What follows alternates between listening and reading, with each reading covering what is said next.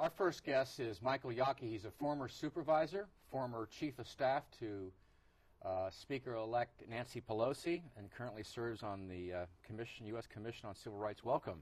Thank you. Welcome back to an environment that you probably were familiar with when you were supervisor. Slightly different surroundings, but pretty much the same. Yeah. Well, you know, I wanted to have you on because you have two great viewpoints. One from inside San Francisco, inside city government, and outside of San Francisco in Washington, D.C. as Chief of Staff for Nancy Pelosi.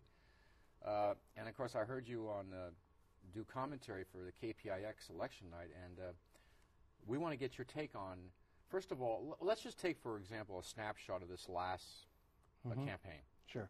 We'll talk about Nancy Pelosi in a moment. But in terms of the city, in terms of what they voted on, in terms of who they elected to the school board and so on, the district races for supervisor, give me your take. Well, I mean, to be honest, I try not to get too involved in San Francisco politics, but there are two things that come to mind. One is that a lot of people are talking about the fact that the mayor doesn't have really great coattails, and I've always thought that no mayor has ever really had good coattails in San Francisco. It's a very parochial city. People decide issues based on a sense of an individual, and with district elections, it makes it even harder for any mayor to have sort of a general sweep along, because, as you know, in the way districts are set up, a good group of 10 or 20 people can pretty much ruin your day, as they did mine 6 years ago. So, what happened then? Well, no, and that was the first district election. The first district elections in 2000, in November, I won pretty handily by 3,000 or 4,000 votes. Special election comes along, and boom, turnout drops by 20-25%, and of that, it's all my people. So and elected was Jake McGoldrick. Jake McGoldrick. And I think district elections, as I've watched the city, the one thing I've noticed is that district elections have done sort of what they intended to do. That is, by the people who put it on, and that is to give disproportionate power to a disproportionate number of people with regard to the city. You have essentially 11 little fiefdoms in this city, and you don't have a real cohesive, I think, vision. And I think when you look at things that happen on a global as in small global scale to San Francisco, whether it's the 49ers, whether it's issues of homelessness, whether it's crime. This retail crime especially, there's not a real knit of community of interest. It's everyone sort of still doing their own kind of thing, and who's got that issue, well, let them have that because it's in their neighborhood. When I was on the board, anything that happened in Bayview happened to all of us. I mean, and the one thing I regretted about district elections is that as much as I loved the Richmond district and loved living there, the fact is that I had a lot of ties in Bayview. I'd worked on the Hunters Point shipyard plan for 8 years,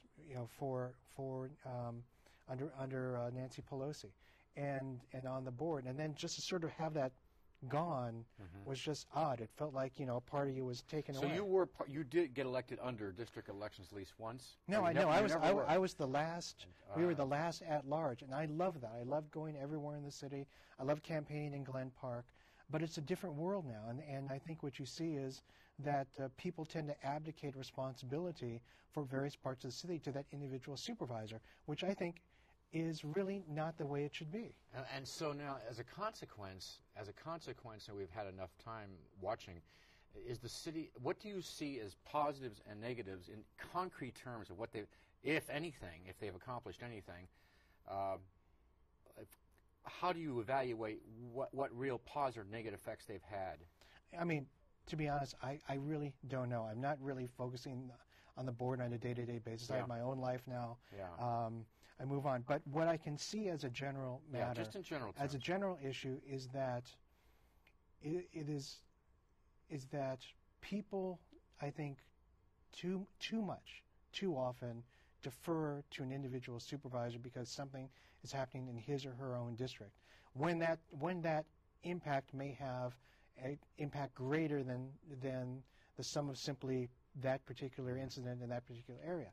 I think the entire board should be working together on the issue of crime in Bayview. I think they're starting to understand that that's something they off the tackle together. But on a lot of other types of issues, it's all hands off. It's okay. It's in there. It's in there. It's in there. It's in there. And that's the way it goes. But I don't think city policy can be made by hodgepodge. Have they begun then to move into what happens in Congress or at the state level where there's deals being made? In other words, they know that we'll help you in your district. I mean, take Mr. McGoldrick, for example. He gets very interested in a lot of things outside of his district. In fact, he becomes the key spokesperson and leads the charge in some cases. For example, the Trinity Plaza, which is on Market Street, a huge project, 1,800 units, been around for how many years? Right, I know. You remember. Yeah. He took the charge, whether he was asked to by someone else higher up. What do you make of that when someone from outside the area seems to be moving in and out? Are they making deals? I don't know. I mean, that to me is almost an exception that proves a rule. I mean, I don't see that as often as one should. The fact is that you think it should be that way. I think it should. I think it should. I mean, you'll never hear me. It's rare to me hear say it. In representative democracy. But it is representative democracy. But it is in a city of 780,000 people, carved up into 11 little districts, and that just doesn't make any sense. So you're never going to get from me any admission that district elections are any good whatsoever. Well, okay. Now, first of all, now they appear to be incumbent guarantee system or high name recognition, and that supposedly I thought that it was intended to give the underdog more power if they got out on the streets and developed a great organization. It seems to be almost guarantees. For example, let's take the mayor's race. It would seem in ranked choice voting that the mayor would always be at least the second choice of anyone on either side, which almost guarantees his election. Well, I mean, I think that, just to be clear, I think that Gavin is going to be reelected no matter what. I don't think whoever the left or the right throws against him, he's going to be elected, whether it's ranked choice voting or not. But ranked choice voting does pretty much guarantee that someone who you know a little bit about is going to get your second or third choice, and when that dark horse drops out and those votes transfer over, it builds on up. And you're right; it seems like every election the incumbents win. But one of the other intentions, for example, go ahead. So when everyone said, "Oh, if there had been ranked choice voting in November of 2000, I would have won." Well, I don't know. Would you have? I don't know. I don't care to speculate. I would imagine, based on the patterns, you were an incumbent at the time.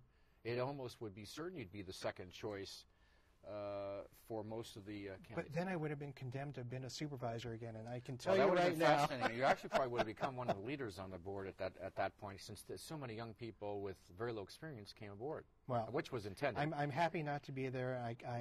I commend all those who are there and doing it right now. I just think that the system as a whole needs to have another look at, because I just worry about this city, which I've loved for so long. Do you think they should combine, perhaps create a couple at-large seats, or perhaps increase the district size? Well, I've always thought that either we should have five or seven supervisors, or have a combination of maybe 5 district supervisors and 2 at large, because it just seems the city is way too small, and neighborhoods just bump cheek and jowl against each other to say that there's this artificial line that cuts this person off from the other person. In just my own experience, the idea that in the Richmond district, Lake Street had been cut off in 2 from one district to another and shoved over into the marina when it's really part of the Richmond, it never made any sense to me. Those things continue on, and larger districts give you a little more wiggle room to play with, and having a couple at large means that people who can go out there and have broad appeal can get elected. I mean, those are the people who are probably going to be the next mayoral candidates. When you go to Washington each month for your commission meetings, this whole business about San Francisco and even mocked on Saturday Night Live, how do you handle that? How is Nancy Pelosi handling it? I think she's probably handled it quite well. I mean, she's certainly not become the demon that she was made. I mean, I'm not a fan, but I think that she's handled herself with professionality, and that whole San Francisco Democrat has to be fading a bit now, don't you think, or do they? Well, I think that the RNC actually laid the foundation for the Nancy Republican Pelosi. National Committee. Well, the National Committee laid the foundation for a Pelosi run for the presidency sometime in the future. They put her name and face plastered all over different ads to say, this is Sodom and Gomorrah, are perching on your shoulder if the Democrats win. It didn't work. People understand that the Democrats, first of all, no one really knew who Nancy Pelosi was until now. Second of all, this wasn't about Nancy Pelosi. It was about George Bush. It was about the war in Iraq. It was about Tom DeLay and Jack Abramoff. That's what people were focusing on. I know that the Speaker-elect has announced that the first measure taken up by the new Congress is going to be ethics reform. You know, breaking the K Street project that Tom DeLay had set in place, and making it more difficult for lobbyists. Although lobbyists will always find a way. But I think that the idea that there is a San Francisco ethos never really stuck.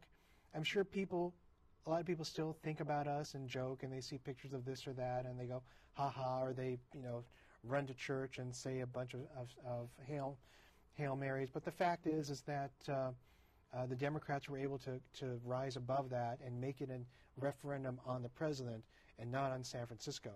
And I think that the Republican ad people just severely miscalculated in trying to recharacterize the issue. Why do you think that San Francisco has dominated so many leadership positions in Washington for many, many years, from the Burtons now to Nancy Pelosi?